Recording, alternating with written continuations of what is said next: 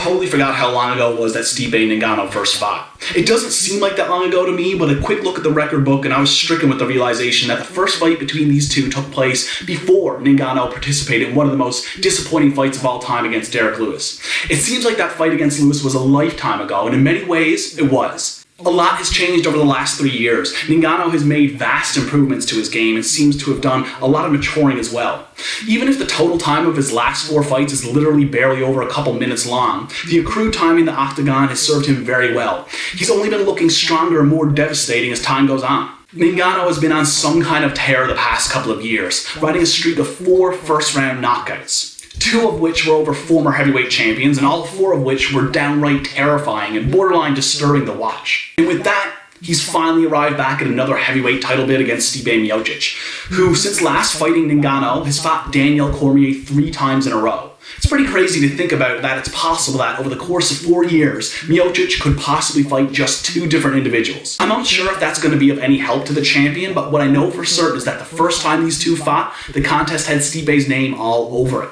I actually forgot how incredible round 1 was. Do yourself a favor and go back and watch that. Ngannou came after Stipe like a bat out of hell with zero regard for defense, and both men landed massive power shots. And on numerous occasions, it was just a matter of millimeters, and either man could have went out like a light. With some of the heat that was being thrown in there when the adrenaline was at its peak, it was nuts. But ultimately, Stipe started landing some pretty well-timed takedowns, executing a couple high-amplitude takedowns and slams that took the wind out of Ngannou early, and spent a lot of that fight wearing on Ngannou on the ground and riding out the unanimous decision victory.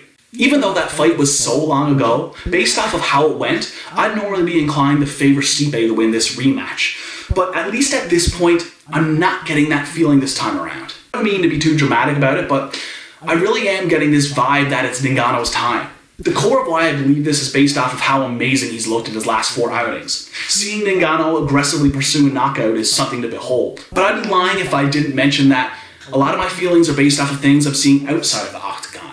It's not even like I have any kind of extra access or perspective. I don't have much to go on myself from the outside looking in.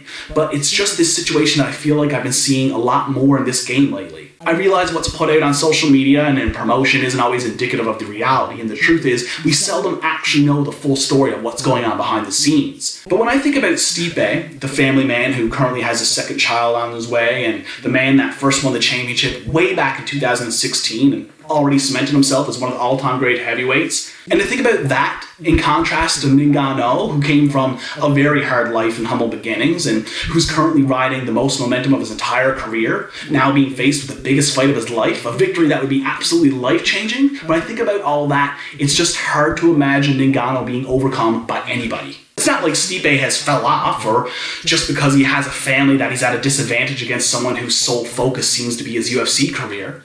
It's just the stages both fighters are at in their respective careers right now, coupled with their latest performances, and how much change and evolution has taken place since they last fought. It really feels like it could be Ngannou's time. Ngannou is probably the single most dangerous professional MMA fighter in the first 3 minutes of a fight we've ever seen in the history of this sport.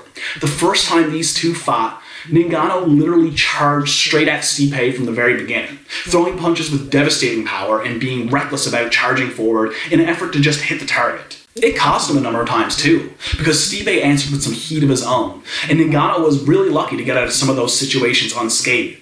But the maturity Ngannou has shown since that last fight indicates that he's not going to be so reckless this time. He will no doubt enter this fight trying to knock Stipe's head right into the rafters, but I really get the sense that he's going to be able to get a better hold of his emotions this time around, and not carelessly lunge forward until his fist connects to face. He's going to be more selective about when to explode and let those sledgehammers fly. It's still a situation where if Stipe can weather that early storm, he's poised to win the fight. As devastating as Ngannou is, the very, very small sample size we have to go on of him going beyond 2 minutes in a fight has shown us that he most certainly slows down. The power is still there, but the speed diminishes pretty quickly for the most part. But it's not so much about the technical, stylistic matchup of this fight that gives me the feeling about the outcome, as much as it's about the way things appear outside the cage. Ngannou has circled the title before, but when he got that first shot, he just wasn't ready.